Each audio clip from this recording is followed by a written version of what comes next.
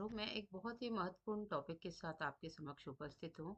आज मैं एक ही प्रश्न का उत्तर बताऊंगी। वो यूजीसी नेट प्रीवियस सेशन में आए थे और बहुत ही इम्पोर्टेंट है। उससे ऑलमोस्ट मैंने देखा है क्वेश्चन पूछे ही जाते जाते हैं।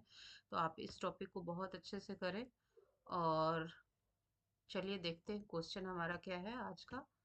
तो एंड्रोगोजी शब्द से तात्पर्य एंड्रोगोजी शब्द से क्या तात्पर्य है? एंड्रोगोजी सेसव अधिगम सेसम सेसव अधिगम सिद्धांत है या किशोर अधिगम सिद्धांत है, प्रौढ़ अधिगम सिद्धांत है, स्वनिर्देशित अधिगम सिद्धांत है? कौन सा सिद्धांत है बताएं।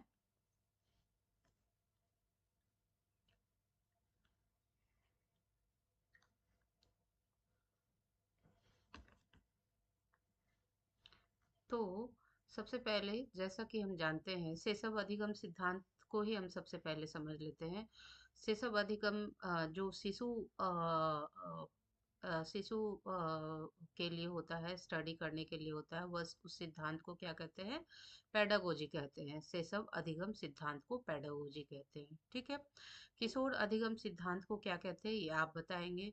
और प्रौढ़ अधिगम सिद्धांत को ही हम लोग एंड्रोगोजी शब्द से एंड्रोगोजी शब्द से लेते हैं। प्रौढ़ अधिगम सिद्धांत अर्थात वयस्क सिद्धांत, वयस्क लोगों के पढ़ने का जो ये होता है, सिद्धांत होता है, उसी को हम लोग क्या कहते हैं? प्रौढ़ अधिगम सिद्धांत। एंड्रोगोजी वयस्क शिक्षा का एक सिद्धांत है। ठीक है।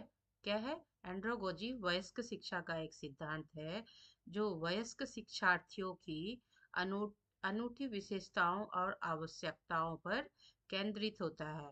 यह पहली बार यह पहली बार कब बताया गया? यह पहली बार 1970 ईस्वी में बताया गया। किसके द्वारा बताया गया?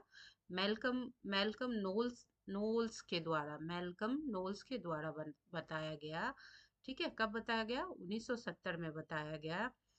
और यह किससे संदर्भित है? यह किसके लिए है? एंड्रोगोजी वयस्क प्रौढ़ अधिगम सिद्धांत के लिए है। ठीक है।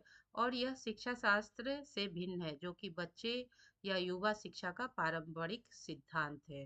तो हम लोगों ने देखा एंड्रोगोजी शब्द से तात्पर्य क्या है? प्रौढ़ अधिगम सिद्धांत से है। और सेसव अधिगम सिद्धांत को हम लोग किस शब्द से जानते हैं? पेडागोजी शब्द से जानते हैं। तो यह आज का बहुत ही महत्वपूर्ण प्रश्न था। अगर आपको चैनल अच्छा लगा हो तो चैनल को ज़्यादा से ज़्यादा लाइक करें, शेयर करें, सब्सक्राइब